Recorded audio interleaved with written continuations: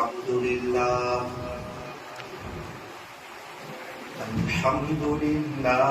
وحده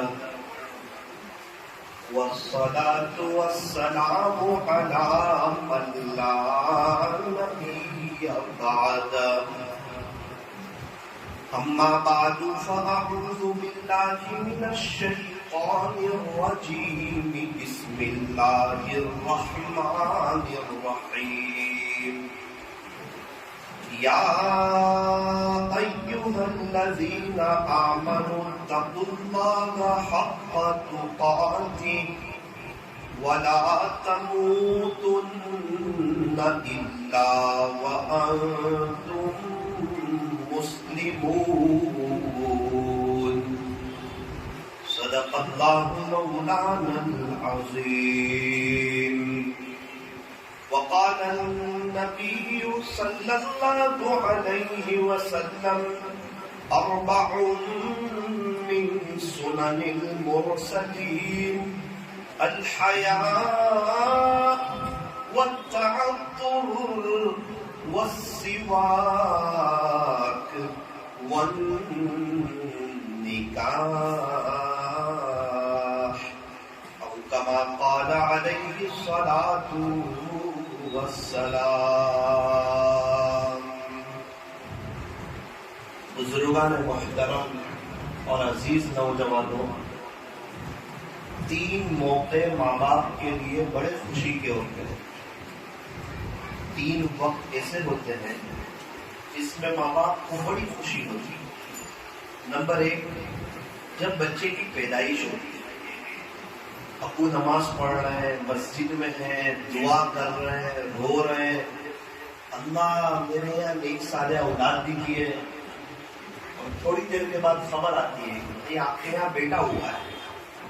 باپ کی خوشی کے آنسو چھلک پڑتے ہیں، وہ سجدے میں چلا جاتا ہے، اللہ کا شکریہ ادا کرتا ہے، اور اپنی لائف میں سب سے زیادہ وہ خوشی کے لمحے محسوس کرتا ہے. اپنے دوست احباب کو فون کرتا ہے، ہسپتال کی طرف دوڑتا ہے، اپنے بچے کو دیکھتا ہے، اپنی ساری تکلیف، سارے غم کو بھول جاتا ہے. مٹھائیاں تقسیم کی جاتی ہیں، خوشیاں بانٹی جاتی ہیں. میرے یہاں بیٹا ہوا، بیٹا ہوا، بیٹا ہوا. 2-3-4 روز تک کوئی ملے تو زبان پہ ایک ہی چرچا ہے، میرے یہاں بیٹا ہوا. آپ کو پتا ہے میرے یہاں بیٹا ہوا، آپ کو پتا ہے میرے یہاں بیٹا ہوا. اتنی خوشی ہوتی ہے ابو کو بچے کی پیدائش میں. تو یہ ایک وقت ایسا ہوتا ہے جو ماں باپ کی خوشی کا وقت ہوتا ہے. نمبر 2، جب کسی ماں باپ کا بچہ حافظ یا عالم ہو جاتا ہے، وہ دن اپنے ماں باپ کے لیے بڑے خوشی کے لمحات ہوتے ہیں. خوش نصیب ہے وہ ماں باپ جن کا دلارا حافظ قرآن ہو. خوش نصیب ہے وہ بچے جن کے سینے کو اللہ نے قرآن کے لیے قبول کر دیا. گزشتہ سال ہمارے سورت میں ایک 6 سال کی عمر کی لڑکی حافظہ ہوئی، 6 سال کی. جب وہ اسٹیج پر آئی قرآن شریف سنانے تو اس کے پیر کرسی پر نیچے نہیں لگ رہے تھے. یہ منظر دیکھ کر کئی لوگوں کے آنکھ میں آنسو آ گئے. میری امی اس کی امی سے ملنے کے لیے گئے، معلوم کیا کہ 6 سال کی بچی کیسے حافظہ ہو سکتی. پتا چلا کہ اس کے ابو حافظ بھی ہے، عالم بھی ہے، مفتی بھی ہے، سورت کے قاضی بھی ہے، اور اس کی ماں حافظہ بھی ہے، عالمہ بھی ہے، بڑی اللہ والی ہے، حدیث شریف کی بڑی بڑی کتابیں پڑھاتی ہے. بچپن سے ایسی تربیت کی، ایسی محنت کی، اپنی بچی کا ناظرہ ختم کروایا، اور 4.5-5 سال کی عمر میں کچھ بچی نے حفظ شروع کیا، اور 6 سال کی عمر میں وہ حافظہ ہو گیا. اللہ اکبر کریں. تو نیت کریں انشاءاللہ ہم اپنے بچوں کو، اپنے پوتوں کو، اپنے نواسوں کو انشاءاللہ حافظ عالم بنائیں. تو یہ ماں باپ کے لیے بڑے خوشی کے لمحے ہوتے ہیں. تیسرا وہ موقع جب ماں باپ کے بچے کا نکاح ہوتا ہے. دلہا سمجھتا ہے کہ میں خوش ہوں، پبلک سمجھتی ہے کہ ہم خوش ہیں، خاندان والے سمجھتے ہیں کہ ہمارے گھر میں خوشی ہے. لیکن ماں باپ جو خوشی فیلنگ کرتے ہیں نا، اندر سے محسوس کرتے ہیں کہ ایک بہت بڑی ذمہ داری آج ادا ہو گئی ہے، اور وہ بہت خوش ہو جاتے ہیں. کہ اب ہمارے بچے کی کوئی دیکھ بھال کرنے والی آ گئی اور اس کی خیر کی خبر گیری کرنے والی کوئی آ گئی، تو یہ 3 لمحے ایسے ہوتے ہیں جو ماں باپ کے لیے بڑے خوشی کے ہوتے ہیں۔ دیکھو ماں باپ بچوں کو شہزادوں کی طرح رکھتے ہیں۔ بچوں کو چاہیے کہ ماں باپ کو بھی بادشاہوں کی طرح رکھے۔ ان کے ہم پر بڑے بڑے احسان ہیں، ذریعے کے طور پہ انہوں نے چلنا سکھایا، انہوں نے بولنا سکھایا، انہوں نے اسکول بھیجا، انہوں نے مدرسے بھیجا، اور کبھی جتایا نہیں کہ ہم نے آپ کی بچپن میں ایسی پرورش کی تھی اور ایسا کیا تھا، ویسا کیا تھا، بیٹا تیری ہائٹ بڑھتی رہی، میں کپڑے لاتا رہا اور یہ کیا وہ کیا، کوئی بات نہیں۔ ہمیں پتہ نہیں چلتا ہے کہ جن کے گھروں میں حالات ہوتے ہیں نا، وہ جانتے ہیں کہ بچے کی پرورش کیسے ہوتی ہے۔ ایک شخص کے ابو بچے کی اسکول کی فیس بھر دیا کرتے تھے، اللہ کی شان، اس کے ابو کا انتقال ہو گیا، بچہ چھوٹا تھا، یتیم ہو گیا، اسکول گیا، 2-3 مہینے سے فیس نہیں بھری تھی۔ سر نے یوں کہا اگر بیٹا آئندہ کل تو نے فیس نہیں بھری تو ہم تجھے اسکول سے نکال دیں گے۔ وہ بچہ روتا روتا آیا، امی امی امی اسکول میں میرا آخری دن ہے، سر کہتا ہے اگر فیس نہیں بھری تو تجھے اسکول سے نکال دیں گے۔ اس کی ماں نے کہا دیکھ بیٹا، میں غریب عورت ہوں اور میں بیمار سے رہتی ہوں، تیرے ابو کے پاس کچھ پیسہ رقم ہوتی تھی، تیرے ابو تیری فیس بھر دیتے تھے، تجھے پتا ہے تیرے ابو کا گزشتہ سال انتقال ہو گیا اور ہمارے پاس فیس کے پیسے نہیں ہیں، جا تیرے باپ کی قبر پہ چلا جا اور ان سے جا کے کہہ۔ چھوٹا معصوم بچہ، اس کو کیا معلوم، سامنے ہی قبرستان تھا، بیچارہ دوڑتا دوڑتا آیا اور کہنے لگا ابو ابو ابو اسکول سے فیس منگوائی ہے، ہر سال آپ میری فیس بھر دیتے تھے نا، مجھے یوں کہا ہے اگر اس سال تو نے فیس، ابھی تو نے آئندہ کل فیس نہیں بھری تو اسکول سے تیرا داخلہ ختم کر دیا جائے گا۔ چھوٹا معصوم بچہ سمجھنے لگا، اندر سے کوئی آواز آئے گی، کوئی جواب آئے گا، ارے کیا معلوم ایک مرتبہ انسان دنیا سے چلا جائے پھر وہ چلا ہی جائے۔ اللہ اکبر کبیرہ۔ بچے کو کوئی جواب نہ آیا، وہ قبر پر بیٹھ کر رونے لگا۔ قریب میں ایک شخص کھڑے، اللہ تعالیٰ کی مدد آ گئی، اللہ تعالیٰ جب کسی کی مدد کرنا چاہے۔ انہوں نے یہ ساری داستان سنی، وہ دوڑ کر کے آئے اور کہا کہ بیٹا تیری فیس کتنی ہے، مجھے تیرے ابو نے بھیجا ہے، اس کی تسلی کے لیے، اس کی دل جوئی کے لیے۔ اس نے کہا کہ جناب میرے ابو نے آپ کو بھیجا ہے؟ بولے جی ہاں، میری فیس 1500 روپے۔ انہوں نے کہا لے بیٹے 1500 روپے ہے۔ وہ اچھلتا کودتا، دفتر پہنا ہوا تھا، دوڑتا دوڑتا اپنی ماں کے پاس گیا اور کہنے لگا امی امی ابو نے مجھے 1500 روپے بھجوا دی، امی مجھے ابو نے 1500 روپے بھجوا دی۔ ان بچوں سے پوچھو اسکول کیسے جاتے ہیں، فیس کیسے بھری جاتی ہے، ٹیوشن کیسے جاتے ہیں اور گھر کا نظام کیسے چلتا ہے۔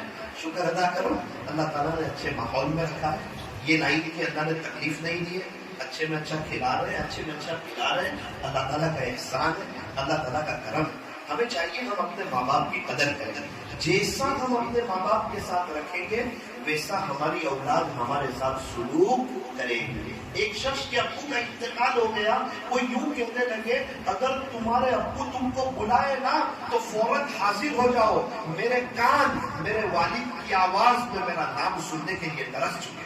ایک میرا ابو تھے، بیٹا کہتے تھے، انتقال ہو گیا، اب بیٹا کہنے والا کوئی، اب سر پہ کوئی شفقت بھرا ہاتھ پھیرنے والا کوئی نہیں۔ ایک شخص کی امی کا انتقال ہو گیا، وہ یوں کہنے لگے اگر تمہاری ماں موجود ہو نا تو اس کے پاس جا کے بیٹھا کرو، مجھے تو اپنی ماں سے ملنے کے لیے قبرستان جانا پڑا۔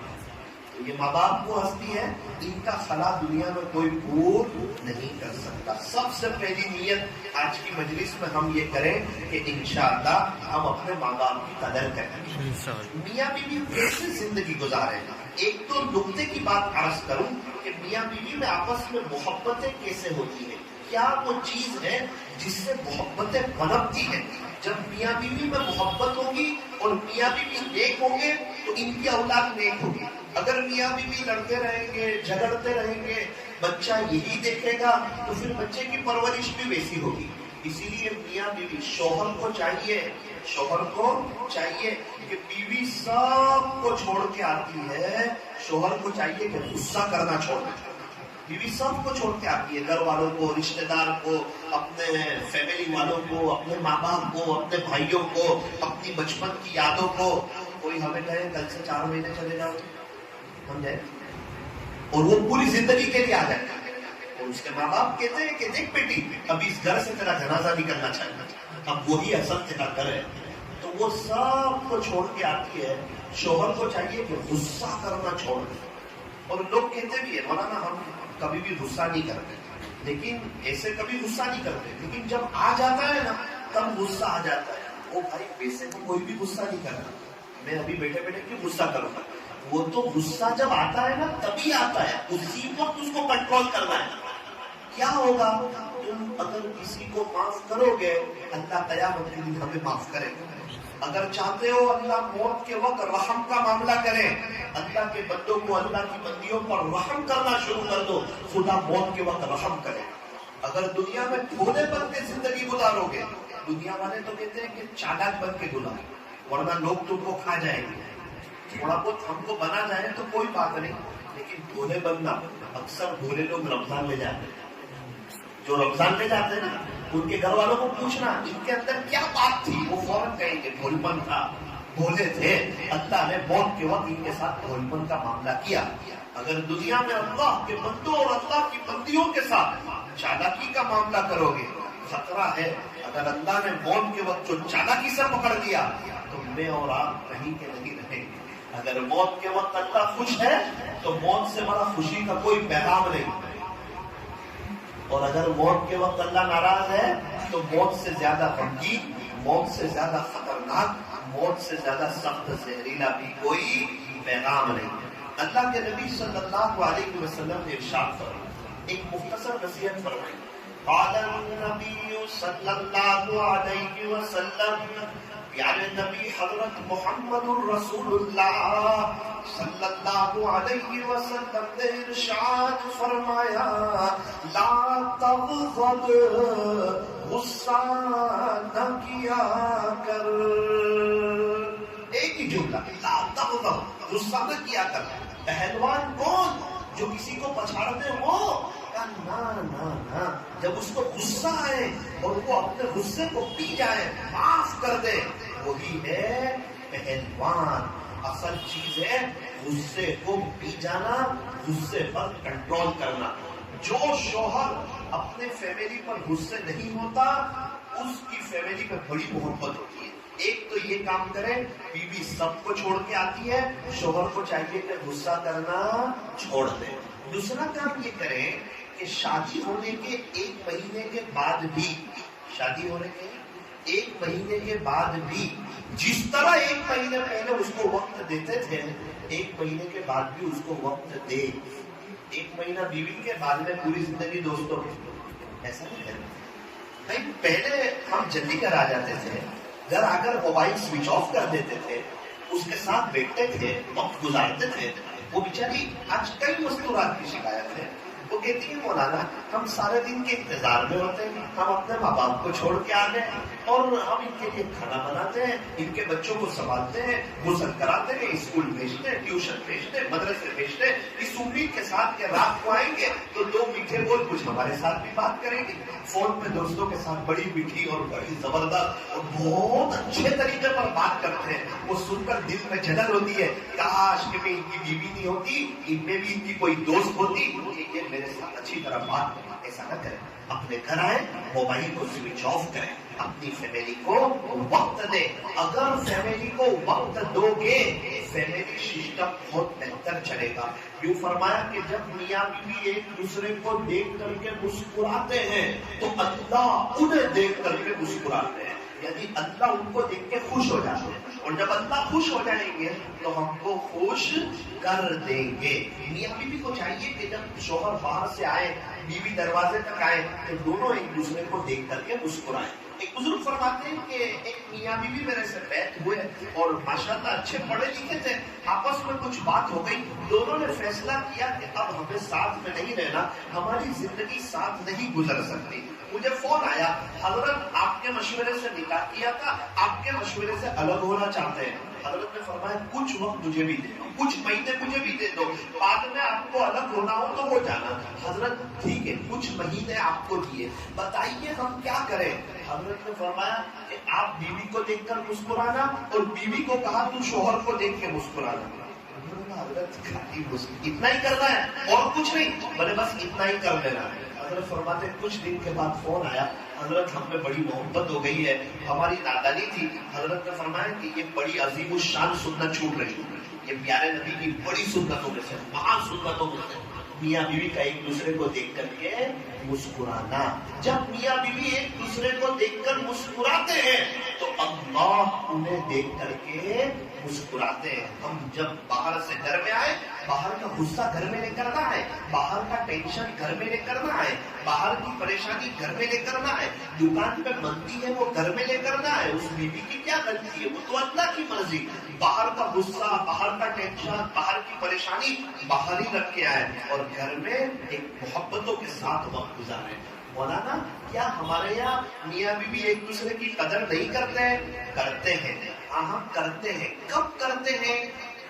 شوہر بیوی کی برائی کرتا ہے، میری بیوی ایسا کرتی ہے، ایسا کرتی ہے، ایسا کرتی ہے، اور اگر اس کو انتقال کی خبر آ جائے کہ بیوی کا انتقال ہو گیا تو ایسا روتا ہے، ایسا تڑپتا ہے، ایسا مچلتا ہے، اس کے آنسو رکتے نہیں، آنکھ لال ہو جاتی ہے۔ کیا ہو گیا؟ اگر بہت اچھی تھی، کھانا بناتی تھی، چائے دیتی تھی، بچوں کو اسکول بھیجتی تھی، کل تک تو برائی کر رہا تھا، 20 منٹ منہ بھر کے بولے اس کا انتقال ہوا نا تو سب خوبیاں سامنے آ گئی۔ ایسا نہ کریں۔ ہمارے یہاں قدر کرتے ہیں انتقال کے بعد، بہت تعریف بھی کرتے ہیں، روتے بھی ہیں، بار بار قبرستان بھی جاتے ہیں۔ تو بھائی ماں باپ کے جانے کے بعد تو ہر کوئی قدر کرتا ہے، اس کو قدر نہیں کہتے، اس کو افسوس کہتے ہیں۔ اصل تو یہ ہے کہ ماں باپ کی موجودگی میں قدر کریں، اللہ دنیا بھی بنائے گا، آخرت بھی بنائے گا۔ اصل یہ ہے میاں بیوی ایک دوسرے کی خوبیاں دیکھیں، ایک دوسرے کے عیب نہ دیکھیں۔ بیوی کوئی حور نہیں ہے، شوہر کوئی فرشتہ نہیں ہے، انسان ہے، اور انسان سے غلطیاں ہوتی رہتی ہیں۔ بہترین انسان وہ ہے جو درگزر کرے اور معاف کر دے۔ اور ایک عجیب بات بتاؤں، فتاوی تاتار خانیہ میں لکھا ہے کہ جب شوہر فجر کی نماز، فجر کی 2 رکعت سنت گھر پڑھتا ہے اور فرض نماز مسجد میں آ کر کے پڑھتا ہے تو اللہ ان کے گھر کے جھگڑوں کو ختم فرما دیتا ہے۔ جو بھی مرد فجر کی 2 رکعت سنت گھر پر اور فرض نماز مسجد میں آ کے پڑھتا ہے، اللہ ان کے گھر کے جھگڑوں کو ختم فرما دیتے ہیں۔ ہمارے نوساری میں ایک شخص ملے، مجھے کہنے لگے مولانا میں 35 سال سے عمل کرتا ہوں، 35 ایئرس سے، 35 سال سے فجر کی 2 رکعت سنت گھر پڑھتا، فرض نماز مسجد میں آ کے پڑھتا، آج تک الحمدللہ میرے گھر میں کوئی جھگڑا نہیں، بڑی محبت ہے۔ میری بیوی رو رو کے کہتی ہے اللہ مجھے جنت میں یہی شوہر ہے۔ کیا ہماری بیوی کہے گی؟ کہتے میری بیوی رو رو کر کے کہتی ہے اللہ جنت میں مجھے یہی شوہر دینا۔ اور مولانا کیا بتاؤں، میری بہو گھر میں آئی ہے، 3 سال ہو گئے، میں نے اور میری بیوی نے مل کر آج تک اس کی ایک قیمت بھی نہیں کی، لڑائی نہیں ہوتی ہے گھر میں، بہت محبت اور بڑا ماحول ہے۔ آپ کیا کرتے ہیں؟ میں عمل کرتا ہوں، فجر کی 2 رکعت سنت گھر پڑھتا ہوں، فرض نماز مسجد میں آ کے پڑھتا ہوں۔ ابھی بیجاپور میں ایک شخص ملے، کہنے لگے مولانا 30 سال سے عمل کرتا ہوں، الحمدللہ میرے گھر میں بھی کوئی جھگڑا نہیں ہے۔ تو زندگی تو عمل سے بنتی ہے۔ اچھی باتیں تو دیواروں پر بھی بہت لکھی ہوتی ہے، واٹس ایپ پر بھی بہت آتی ہے، یوٹیوب پر بھی بہت آتی ہے، لیکن اس سے زندگی بنتی نہیں۔ زندگی ان اچھی باتوں پر عمل کے کرنے سے بنتی ہے۔ اللہ تعالیٰ ہونے والے نکاح کو بے انتہا قبول فرمائے، دونوں میاں بیوی میں خوب محبت نصیب فرمائے، انہیں ازدواجی زندگی کی حقیقی مسرتوں سے مالا مال فرمائے، اور اللہ تعالیٰ دونوں خاندانوں میں بھی خوب محبت نصیب فرمائے۔ یہ 2-3 باتیں جو آپ کے سامنے رکھی، اس پر عمل کرنے کی کوشش کریں۔ نمبر 1 اپنے غصے پر کنٹرول کریں۔ نمبر 2 گھر آئے بیوی کو وقت دیں، موبائل کو سوئچ آف کر دیں۔ نمبر 3 فجر کی 2 رکعت سنت گھر پڑھیں، فرض نماز مسجد میں آ کے پڑھیں۔ اور جو میاں بیوی نیک بن جاتے ہیں، گناہوں سے بچ جاتے ہیں، ان کی تو جو ہر رات پہلی رات ہو جاتی ہے ان کا ہر دن پہلا دن ہو جاتا ہے. زندگی گزارنے کی بہت مزہ آ جاتی ہے. اللہ تعالیٰ ہمیں صحیح سمجھ عطا فرمائے. نیت کریں انشاءاللہ عمل کریں گے نا. اچھا ایک بات اور سن لیجیے. بہت سے لوگ رزق کی وجہ سے پریشان رہتے ہیں. روزی میں برکت نہیں, کاروبار میں برکت نہیں, یہ نہیں وہ نہیں. ایک عمل ہے, اگر کوئی وہ کر لے تو اللہ تبارک و تعالیٰ اس کو مالا مال کریں گے. مالی اعتبار سے وہ شخص کبھی بھی پریشان ہوگا نہیں. فجر کی سنت اور فرض نماز کے درمیان 100 مرتبہ سبحان اللہ و بحمدہ سبحان اللہ العظیم و بحمدہ استغفر اللہ. 100 مرتبہ سبحان اللہ و بحمدہ سبحان اللہ العظیم و بحمدہ استغفر اللہ. یہ فرشتوں والی تسبیح ہے. ایک صحابی نے پیارے نبی کو کہا تھا کہ مجھے دنیا نے چھوڑ دیا ہے, میرے پاس کچھ ہے نہیں. تو اس وقت پیارے نبی نے ارشاد فرمایا تھا آپ فرشتوں والی تسبیح کیوں نہیں پڑھتے؟ اور یہ تسبیح بتائی تھی. وہ صحابی پڑھتے ہیں کہ فرماتے ہیں کہ میں نے پڑھا, خلاصہ یہ ہے کہ کچھ ہی وقت میں اللہ نے مجھے مالا مال کر دیا. اور جو نبی کا ارشاد ہو نا اس پر تجربہ نہیں کیا جاتا ہے, اس پر تو عمل ہی کیا جاتا ہے. ایک سید گھرانے میں میرا جانا ہوا, بہت پریشان حال سے بیچارے وہ. میں نے یہ تسبیح بتائی, میں نے کہا اس کو پڑھ دیجیے. 1 سال کے بعد ملاقات ہوئی, کہتے لگے مولانا وہ 3 دن سے تسبیح میں نے بھی شروع کر دی ہے. میں نے بتائی تھی 1 سال پہلے, آپ نے جب بتائی تھی نا پردے سے میری بیوی نے سن لی تھی, اس نے شروع کر دی تھی. الحمدللہ بھی اس کے 36 لاکھ روپے آ رہے ہیں. تو ہم میں نے بھی شروع کر دی 3 دن سے. میں نے کہا کہ 36 لاکھ روپے آ رہے ہیں. بولے وہ وارث ہے, ابو کو مارنے کی وجہ سے تو نہیں پڑی تھی. بولے نہیں وہ تو بہت پہلے انتقال ہو گیا تھا. وہ وارثے میں ایسی گجوان تھی, اس کا حل ہونا ہی بڑا مشکل تھا. بہت سے رشتے دار فوراً میں تھے, اللہ نے مسئلہ حل کر دیا. اور ابھی تو جو ہے ماشاء اللہ اس کے 36 لاکھ آ رہے ہیں. اور الحمدللہ اب تک میں نے بھی شروع کیا. ابھی میں سورت گیا, ایک شخص سے ملاقات ہوئی, کہنے لگے مولانا ایک بات بتاؤ. میں نے کہا بتاؤ. میں نے وہ تسبیح پڑھنا شروع کیا, دوسرے دن 160 AC کا آرڈر آیا. میں نے کہا اللہ کا شکر ہے یہ کبھی نہیں چھوڑے گا. AC کا بزنس تھا, اب یہ کبھی نہیں چھوڑے گا. بولے مولانا پہلے میں فجر نہیں پڑھتا تھا, اس تسبیح کی برکت سے میں نے فجر پڑھنا شروع کیا. ابھی 4 مہینے سے تہجد بھی پڑھ رہا ہوں. ابھی الحمدللہ 2 دن پہلے 400 AC کا آرڈر آیا. اللہ تعالیٰ مجھے نواز رہے ہیں اور اللہ تعالیٰ مجھے دے رہے ہیں. ہمارے نمساری کے ایک بزرگ ہیں, ان کو میں نے بتایا. انہوں نے کہا بیٹا تجھے کس نے بتایا؟ میں نے کہا مدینہ منورہ کے شیخ بشیر احمد صدیق جو اماموں کے استاد ہیں, انہوں نے مجھے لکھوایا باقاعدہ ڈائری میں. جب میری پڑھائی ختم ہوئی مدینہ منورہ سے تو مجھے کہا بیٹا لکھ, اس کی برکت سے خدا نے مجھے بہت نوازا ہے. میں نے 35 ملکوں کا سفر کیا اس تسبیح کی برکت سے. نہ 1 روپیہ خرچ کیا, نہ 1 روپیے کا کسی سے سوال کیا. یہ آخرت کا بہت بڑا بزنس ہے. تو لکھ. وہ ڈائری بھی لائے اور قلم بھی لائے اور میرے پاس لکھوایا اور مجھے کہا کہ تو اس تسبیح کو کبھی نہیں چھوڑے گا. وہ بزرگ شیخ بشیر سے محبت کرتے تھے, انہوں نے کہا پڑھنا شروع کر دیا. دوسرے دن مجھے کہنے لگے کہ بیٹا یہ تسبیح تو کبھی بھی نہیں چھوڑنی چاہیے ہے. میں نے کہا کیوں حضرت؟ کہنے لگے مجھے اچانک پیسے کی ضرورت تھی. میرا بیٹا آیا اور کہنے لگا ابو آپ کے بہت پہلے کے 70,000 میرے پاس پڑے ہوئے ہیں, یہ لوگ. میں نے کہا کہ یہ حضرت بھی کبھی نہیں چھوڑی.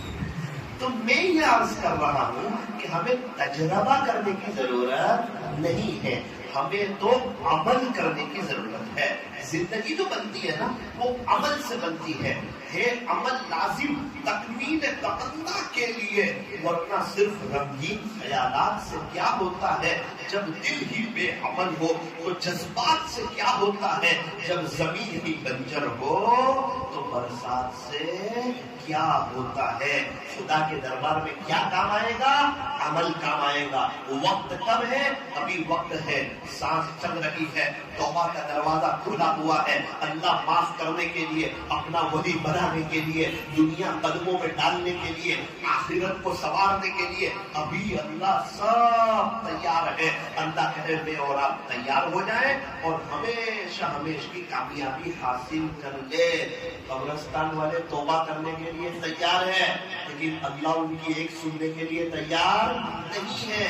امتحان کا وقت ختم ہو گیا، ایگزام کا وقت ختم ہو گیا، اب ریزلٹ کا وقت ہے، اور ریزلٹ کے وقت رونے سے کام چلتا نہیں ہے. میرا اور آپ کا ایگزام کا وقت چل رہا ہے، ابھی موقع ہے، ابھی اللہ صلح کرنے کے لیے، اپنا بنانے کے لیے تیار ہے. اللہ کرے کہ میں اور آپ بھی تیار ہو جائے. اور شوہر کو چاہیے، ایک بزرگ کے پاس ایک دولہا آیا، کہنے لگا حضرت میرے یہاں میری شادی ہے، کچھ نصیحت کرو. حضرت نے بڑی عجیب موقع کی مناسبت سے نصیحت کی. کہا بیٹا اللہ نے تجھے کتنے کان دیے ہیں؟ اس نے کہا حضرت اللہ نے مجھے 2 کان دیے ہیں، ایک سے تیری بیوی کا سننا، ایک سے تیری ماں کا سننا، اور دماغ سے سوچنا. ایک ہی بات سن کر دوسرے کو ڈانٹنے مت چلے جانا، بولنے مت چلے جانا. بیوی نے کچھ کہا تو امی کو بولتی، ارے پہاڑ ٹوٹ جائے گا. وہ ماں کی دل کی آگ نکل جائے گی اور یوں کہے گی کہ دیکھ آج کل کی آئی اور مجھ پہ راج کرنا چاہتی ہے. نفرت آئے گی اس کے دل میں. اور ماں کی بات سن کے بیوی کو بولنے میں نہ چلے جانا، ورنہ وہ یوں کہے گی تمہاری ماں کا تو جتنا بھی کرو آخر میں یہی سننا پڑتا ہے، اس کو شکر گزاری ہے نہیں. پھر لڑائی شروع ہو جائے گی. سورت میں ایک شخص ملے، کہنے لگے مولانا شادی کو 20 سال ہو گئے، میری بیوی اور میرے امی میں کوئی لڑائی نہیں، دونوں میں بہت محبت. میں نے بولا اس کی وجہ؟ بولے ذریعہ پہ الحمدللہ اللہ نے مجھے ذریعہ بنایا. میرے امی کہتے ہیں کہ دیکھ تیری بیوی ایسا کرتی ہے. امی فکر مت کرو، دعا کرو، میں بھی دعا کرتا ہوں، اس کو سمجھا دیتا ہوں، اب آپ کے ساتھ اچھی طرح رہے گی. بیوی کہتی ہے کہ تمہارا امی نے ایسا کیا ایسا کیا، تو اللہ سے دعا کر، میں بھی دعا کرتا ہوں اور میں امی کو سمجھا دیتا ہوں، تو فکر مت کر. ماں کو لگتا ہے کہ اس نے بیوی کو سمجھا دیا اور بیوی کو لگتا ہے کہ اس نے ماں کو سمجھا دیا، تو دونوں آپس میں محبت سے رہنا شروع کر دیتے ہیں. مولانا نہ میں اس کی بات ان کو کرتا ہوں، نہ ان کی بات ان کو کرتا ہوں، میں ساری بات اللہ سے کرتا ہوں. میری ماں کا دل بھی اللہ کے ہاتھ میں، میری بیوی کا دل بھی اللہ کے ہاتھ میں. اور اللہ جب کوئی مسئلہ حل کرنا چاہے، اللہ کوئی مسئلہ سیٹ کرنا چاہے، جو اللہ سینگ کے دانوں کو ترتیب سے رکھنا جانتا ہے، وہ اللہ میری اور آپ کی زندگی بھی ترتیب والی بنانا جانتا ہے. الحمدللہ ہمارے گھر میں امن و امان کا ماحول قائم ہو گیا. 20 سال کے بعد کچھ بات نکلی میری بیوی اور امی کی، تب ان دونوں کو پتا چلا کہ آج تک میں نے نہ کوئی ان کی بات یہاں کہی ہے نہ اس کی بات یہاں کہی ہے. تو رات میں مجھے کہنے لگی آپ نے ہمارے 20 سال ضائع کر دیے، میں نے اتنا سمجھایا، آپ نے اپنے امی کو کچھ کہا نہیں، آج کے بعد سے میں آپ کو آپ کی امی کے بارے میں کچھ کہوں گی نہیں. اس کا شکر ہے الحمدللہ.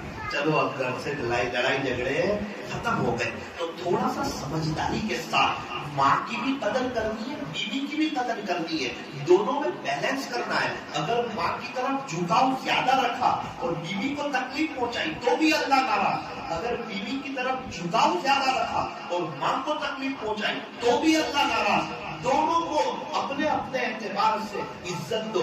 کیونکہ ماں دنیا میں لانے کا ذریعہ بنی اور بیوی سب کو چھوڑ کر کے ہمارے پاس آئی. اس لیے بیوی کی بھی قدر کرے اور اپنی امی کا بھی احترام کرے اور اللہ سے دعا کرے. اور چھوٹی بات اپنے اللہ سے کہے، اگر کوئی چاہتا ہو کہ میرا تعلق اللہ کے ساتھ مضبوط ہو جائے، اس کو چاہیے وہ اپنی ہر چھوٹی بڑی بات اللہ سے کہنا شروع کر دے. کیا تکلیف ہے، کیا بات ہے، بائک چلاتے چلاتے اللہ سے بات کرے. فرض نماز کے بعد 2 منٹ ہاتھ اٹھا کے اللہ سے بات کرے. مانگو اسی سے جو دے خوشی سے، اور نہ کہیں کسی سے. دنیا والوں سے مانگو تو دنیا والے ناراض، اور اللہ سے نہ مانگو تو اللہ ناراض، وہ دے کے خوش ہوتا ہے، وہ مانگنے والوں سے پیار کرتا ہے۔ لیس شیء اکرم علی اللہ من الدعاء، پیارے نبی نے فرمایا اللہ کے نزدیک دعا سے بڑھ کر پسندیدہ کوئی عمل نہیں۔ ایک بات یہ بھی یاد رکھنا کہ شادی جو ہوتی ہے نا، نکاح جو ہوتا ہے نا، اس کی تیاری بہت پہلے سے کی جاتی ہے، اس کی تیاری بہت پہلے سے کی جاتی ہے، 3 مہینے پہلے، 4 مہینے پہلے۔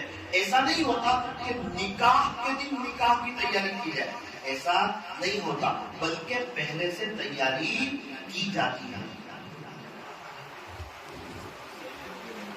اچھا اچھا اچھا اطمینان ہو گیا، خوش ہوگا اس سے اجازت دے رہے ہیں۔ اللہ تعالیٰ خوش ہے۔ ایک چھوٹے بچے نے اپنی امی سے پوچھا کہ ماں میں اتنا بڑا کب ہو جاؤں گا کہ آپ کو پوچھے بغیر باہر جا سکتا؟ اس کی ماں نے کہا بیٹا چپ رہے، ابھی تک تیرا باپ بھی اتنا بڑا نہیں ہوا کہ میرے کو پوچھے بغیر باہر جا، تیرا باپ بھی پوچھ کے جاتا ہے تو کہاں سے اتنا بڑا ہوگا؟ ہم تو تجربے والے ہیں نا۔ اللہ تعالیٰ خوش رکھے، اللہ تعالیٰ آپ تمام لوگوں کو ہمیشہ ہنستا ہے۔ میں یہ عرض کر رہا تھا کہ شادی کی جو تیاری کی جاتی ہے نا، وہ 3-4 مہینے پہلے سے کی جاتی ہے۔ ایک دم ایسا نہیں ہوتا کہ فوراً نکاح ہو رہا ہے اسی وقت تیاری کی جا رہی ہے۔ کیوں؟ تاکہ شادی کامیاب ہو جائے، بے عزتی نہ ہو، نیچے نہ دیکھنا پڑے، ذلتی نہ اٹھانی پڑے، آنے والے سارے مہمان خوش ہو کر جائے۔ جو جس چیز کی تیاری وقت سے پہلے کی جاتی ہے اس وقت پر انسان کو عزت ملتی ہے۔ اسی لیے فرمایا کہ رمضان کی تیاری بھی رمضان سے پہلے سے کی جاتی ہے۔ ہر کھیل والے، کرکٹ ہو کوئی بھی کھیل ہو، وہ ڈائریکٹ گراؤنڈ میں آ کر اپنی پرفارمنس نہیں بتاتے، پہلے پریکٹس کرتے گھنٹوں، چاہے کتنا ماہر آدمی ہو، جتنی پریکٹس میں پسینہ بہائے گا اتنی اس کی پرفارمنس اچھی ہوگی۔ ہم سمجھتے ہیں کہ اللہ اکبر نماز پڑھیں گے دھیان لگ جائے گا، ایسا نہیں ہوتا۔ اللہ والے باہر کی دنیا میں محنت کرتے ہیں تب جا کے ان کا نماز میں دھیان لگتا ہے۔ تو رمضان آیا اور ہم قدر کر لیں گے، ایسا نہیں ہوتا ہے۔ وہ رمضان سے پہلے سے دعائیں کرنی پڑتی ہے کہ باری تعالیٰ عافیت سے رمضان تک پہنچا دینا، اپنے عاشقوں جیسا رمضان مجھے نصیب فرمانا۔ اپنے گھر میں فضائل رمضان کی تعلیم شروع کرنی پڑتی ہے، اپنے گھر میں فضائل رمضان کی، شعبان کے مہینے میں ہی ہر ایک کے گھر میں فضائل رمضان کی تعلیم شروع ہو رہی ہو۔ شادی کے 4 مہینے پہلے گھر میں وہ چرچا ہوتا ہے، وہ بات ہوتی ہے، وہ مذاکرہ ہوتا ہے، رشتے داروں کا آنا ہوتا ہے، میاں بیوی کی آپس کی باتیں، بھائی بہنوں کی آپس کی باتیں، شادی ہے شادی ہے شادی ہے، اس کی تیاری، کپڑے سلانا، محنت کرنا، کوشش کرنا، دعائیں کرنا، صدقہ دینا، تب جا کے شادی کامیاب ہوتی ہے۔ ہم سمجھتے ہیں کہ رمضان آئے گا نا رمضان کی قدر کر لیں گے، ایسا نہیں ہوتا۔ وہ 2 دن تک قدر رہے گی، تیسرے دن سے جیسے تھے ویسے ہو جائیں گے، پھر 27 کو روئیں گے، لیکن رمضان ہاتھ سے چلا جائے گا۔ اگر ابھی سے فضائل رمضان کی تعلیم شروع کر دیں گے اور رمضان کے بارے میں اللہ والوں کے بیانات، حضرت قاری حبیب صاحب ملتانی رحمۃ اللہ علیہ، قاری عبدالسلطان صدیقی رحمۃ برکاتہ، رمضان کے بیان اگر آپ نے سننا شروع کر دیے، پھر کیا ہوگا؟ رمضان کی قدردانی آئے گی، رمضان کا شوق آئے گا۔ عید کی ساری تیاری شعبان میں کر لو، عید کی ساری تیاری شعبان میں کر لو، رمضان میں تیاری کرنے نہ نکلو۔ اپنے کپڑے سلوانے جا رہے ہیں، بچوں کے سلوانے جا رہے ہیں، کہاں جا رہے ہیں؟ رمضان کا مبارک مہینہ ہے، عبادت کا مہینہ ہے، اللہ سے لینے کا مہینہ ہے۔ شعبان کے مہینے میں اپنی ساری تیاری، اپنے بچوں کے کپڑے، ٹوپی، سینڈل، پرس، گھر والوں کے جو بھی لینا ہے سب لے کر کے رکھ دو اور اللہ سے کہو پیارے رب میں رمضان آپ کے عاشقوں جیسا گزارنا چاہتا ہوں، اس لیے میں نے سب تیاری کر لی ہے تاکہ رمضان کی میں ایک ایک منٹ اور ایک ایک سیکنڈ اور ایک ایک لمحے اور ایک ایک گھڑی کو وصول کر سکوں۔ تو نیت کرو انشاءاللہ فضائل رمضان کی تعلیم اپنے گھر میں شروع کر دیں گے اور اللہ تعالیٰ سے دعا بھی شروع کر دیں گے۔ مولانا رمضان کا مہینہ آ رہا ہے، روزے پہ کیا ملے گا؟ ارے ارے یوں فرمایا ایک سبحان اللہ پڑھو اس کا ثواب بہت پہاڑ کے برابر، قرآن شریف کا ایک حرف پڑھو آپ کو 10 نیکی ملے گی، مغرب کے بعد 6 رکعت اوابین کی پڑھو 12 سال کی مقبول عبادت کا ثواب ملے گا، تو رمضان کے روزے رکھیں گے تو کیا ملے گا؟ فرمایا اللہ نے روزہ میرے لیے ہے اور روزے پر میں خود تجھے مل جاؤں گا۔ روزہ کس کے لیے ہے؟ اللہ کے لیے۔ روزے کا ثواب بیان نہیں فرمایا، فرمایا روزہ میرے لیے ہے اور روزے پر تو میں خود ہی تجھے مل جاؤں گا۔ اس لیے روزے کا اہتمام اور اچھے روزے رکھنا، اچھے روزے، زبان کا بھی روزہ ہو، جھوٹ نہ بولے، آنکھوں کا بھی روزہ ہو، غلط نہ دیکھے، کان کا بھی روزہ ہو، غلط نہ سنے، اللہ کے عاشقوں جیسا رمضان گزارنا۔ ارے روزہ اللہ کے لیے ہے۔ انسان دوپہر میں وضو کرنے آتا ہے، کلی کرتا ہے، 2-4 قطرے اندر اتارنے تو کون دیکھتا ہے، لیکن نہیں اتارتا، کیوں؟ اس کے دل میں بات ہے جس اللہ کے لیے روزہ رکھا ہے وہ اللہ مجھے دیکھ رہا ہے۔ اللہ وہی کہہ رہے ہیں کہ روزہ میرے لیے ہے اور روزے کا بدلہ میں خود ہوں، اس لیے روزہ اچھا رکھنا۔ تراویح کا ہر سجدہ مزے لے لے کر کے کرنا، جس طرح آئس کریم کی ہر چمچ مزے لے لے کر کے کھاتے ہیں۔ تراویح کو بوجھ نہ سمجھنا، ہر سجدے پہ اللہ کا قرب ملتا ہے۔ مولانا کیا کرے، تراویح میں سستی آ جاتی ہے اور یوں لگتا ہے کب جلدی تراویح ختم ہو جائے۔ نا نا نا، جب عید کا چاند نظر آتا ہے، عشاء کی نماز پڑھ کے نکل رہے ہوتے ہیں، آنکھ میں آنسو ہوتے ہیں کہ اب تراویح کی وہ بہار چلی گئی۔ وہ ایک ہی تو مہینہ تھا جب ہم اللہ کے قرآن کو سنتے تھے، پوری مسجد بار بار سورہ فاتحہ آمین کہنا، رکوع میں تسبیح پڑھنا، سجدے میں تسبیح پڑھنا اور سلام پھیر کر پھر کھڑے ہو جانا اور اللہ کی یاد میں کھڑے رہنا۔ ہاں یوں فرمایا اگر مرحوم کو کہا جائے آپ کی کوئی تمنا ہے، وہ کہے گا کہ اللہ صرف مجھے رمضان کا ایک دن دے دیجیے۔ کیوں؟ اس کو پتا ہے رمضان کا ایک دن اللہ کو منانے کے لیے کافی ہے۔ تو بھائی اور افطاری سے پہلے 10 منٹ کی دعا کرو گے انشاءاللہ۔ دیکھو اگر آپ چاہتے ہو کہ آپ کا رمضان بہترین گزرے تو کیا کرو، افطاری میں کم کھاؤ، افطاری میں کم پانی پیو۔ جب افطاری میں آپ کم کھاؤ گے، کم پانی پیو گے، انشاءاللہ اوابین کی بھی توفیق ہوگی اور افطاری تراویح پڑھنے کی بھی مزہ آئے گی۔ ایک آخری بات عرض کر دوں، ایک بزرگ کے یہاں میں نے دیکھا افطاری کے 10 منٹ پہلے، افطاری کے 10 منٹ پہلے کچن کا دروازہ بند ہو جاتا ہے، کچن کا دروازہ بند، گھر کے ہال میں دسترخوان لگ جاتا ہے اور گھر کے بیڈ روم میں سب کے مسلے لگ جاتے ہیں، شوہر کا، بیوی کا، بچوں کا، اور سب 10 منٹ پہلے سب بیڈ روم میں آ گئے۔ اب بیوی بھی رو رہی ہے، شوہر بھی اللہ کے سامنے رو رہا ہے، لائٹیں بند ہیں، افطاری کا دسترخوان ہال میں ہے اور بیڈ روم میں سب کے مسلے لگے ہوئے ہیں۔ یہ اللہ سے مانگنے کا وقت، اللہ سے لینے کا وقت، افطاری کے وقت انسان اللہ کے بہت قریب ہوتا ہے۔ اور بیوی بھی آپ اس کو موقع دو گے نا کہ دیکھ میری بیوی، یہ رمضان کا مہینہ گرم گرم کھانا بنانے اور گرم گرم کھانا کھانے کا مہینہ نہیں ہے، یہ گرم گرم آنسو کے بہانے کا مہینہ ہے۔ وہ آپ کے لیے دعا کرے گی، بچوں کے لیے دعا کرے گی، رمضان کے بعد اس کی ساری پریشانیاں ختم ہو جائے گی، وہ اللہ سے لینے والی بن جائے گی۔ ورنہ بیچاری پورا مہینہ کھانا بناتی ہے اور 11 مہینے پریشان رہتی ہے۔ تو اللہ تعالیٰ ہونے والے نکاح کو بھی کامیاب فرمائے اور اس مجلس کی برکت سے اللہ تعالیٰ ہمیں اپنے عاشقوں جیسا رمضان گزارنے کی توفیق اور سعادت نصیب فرمائے۔